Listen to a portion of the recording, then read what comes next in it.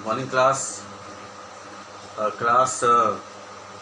As we know that we are going through chapter 4 from the Vistas, and the title of the chapter is The Enemy. Children, this chapter is written by Paul S. Buck, and in this chapter the author gives a description of the World War, especially the war between Japan and America. Okay students, in the previous lectures we have read that Dr. Sadao is the main character of this chapter, and when he was standing in the veranda of his house with his wife, he saw a man by the side of the sea, as his house was located on the Japanese coast. He at once ran towards the man and found the man was wounded. When he turned, the man, both husband and wife, saw that he was a white man. देखे, जब समुद्र के किनारे doctor सदाऊ और उसकी पत्नी हाना ने एक मनुष्य को पड़ा हुआ देखा तो उसकी ओर दौड़े, और जब उसके चेहरे को देखा तो पाया कि वो वाइट मैन था. White man stands for here the native of America. He was an American. वो अमेरिकन था. And as it was the war between Japan and America, so it was really a very tough time to think what they should do. Now students, come to the next paragraph. Both husband and wife came to know that the man was wounded very badly. दोनों ही husband and wife को ये पता चला कि जो मनुष्य था वो बहुत घायल अवस्था में था, अनकॉन्शियस था. कि नाउ सराउ रिमेंबर द वुंड. अब जैसे कि घायल अवस्था में था तो डॉक्टर सराउ को अब घाव के बारे में, वुंड के बारे में याद आया. And with his expert fingers he began to search for it.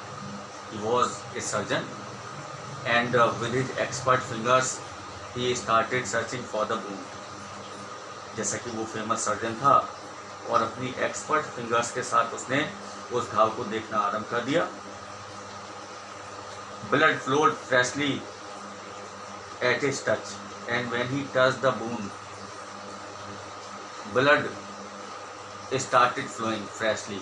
और जब उसने घाव को टच किया तो खून बहना आरंभ हो गया. On the right side of his lower back, Sadau सा, लोअर बैक के राइट साइड में सदाऊ ने देखा that a gun wound had been reopen. एक जो बंदूक की गोली का जो घाव था वो रीओपन हो गया था, खुल गया था.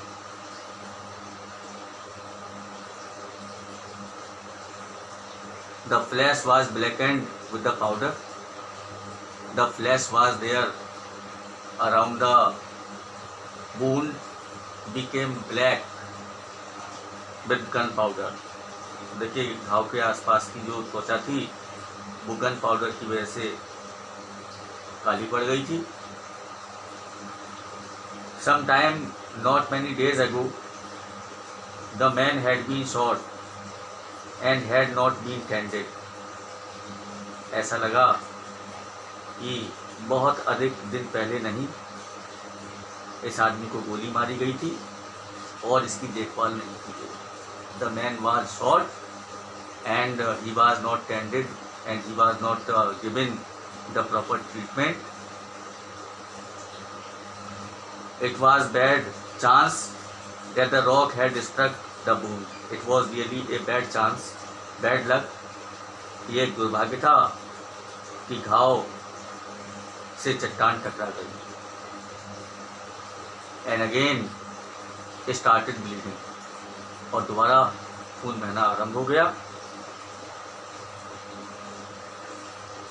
Oh, how he is bleeding, Hannah whispered again in a solemn voice. Hannah again spoke very softly to her husband कि how he is bleeding.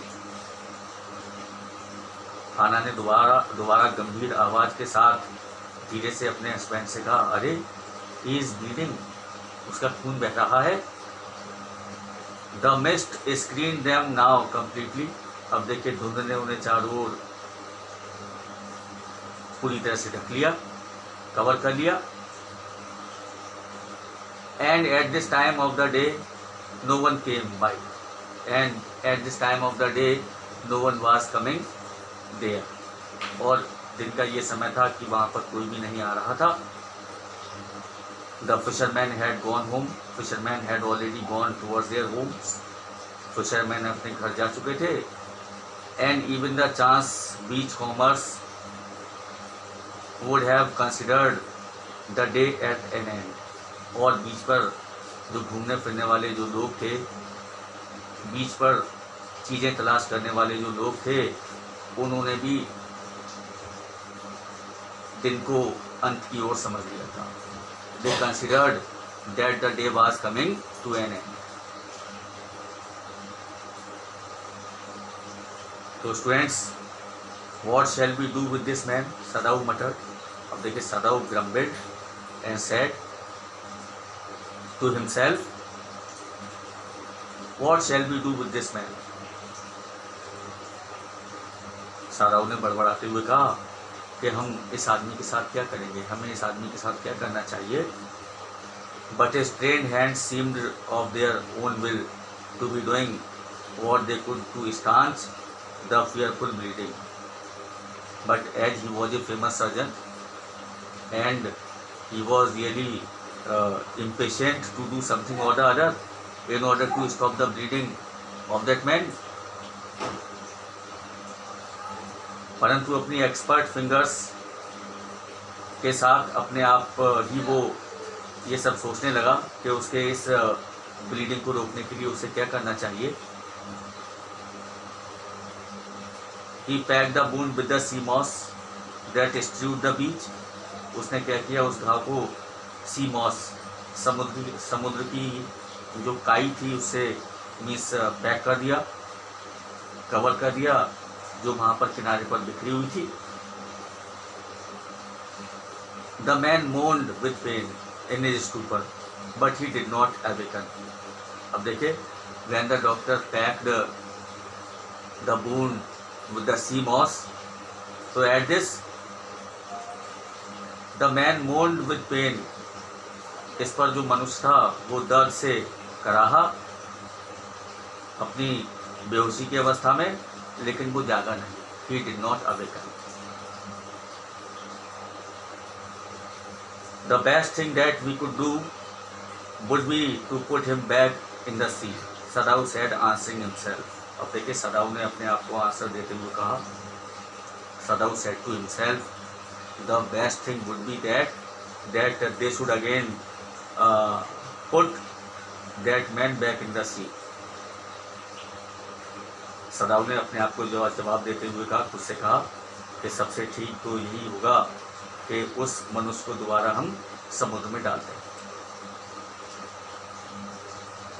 Now that the bleeding was stopped for the moment, he stood up and dusted the sand from his hands. अब देखिए, जब उसने उसके घाव को दोबारा pack कर दिया सी मॉस से, तो कुछ समय के लिए खून बहना बंद हो गया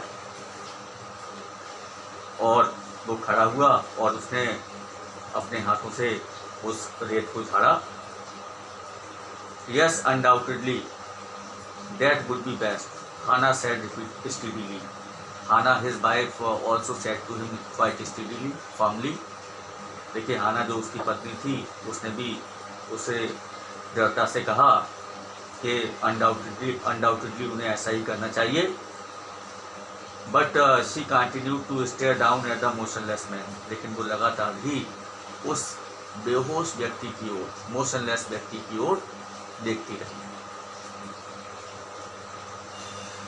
If we sheltered a white man in our house, we should be arrested, and if we turned him over as a prisoner, he would certainly die, सदाऊ said.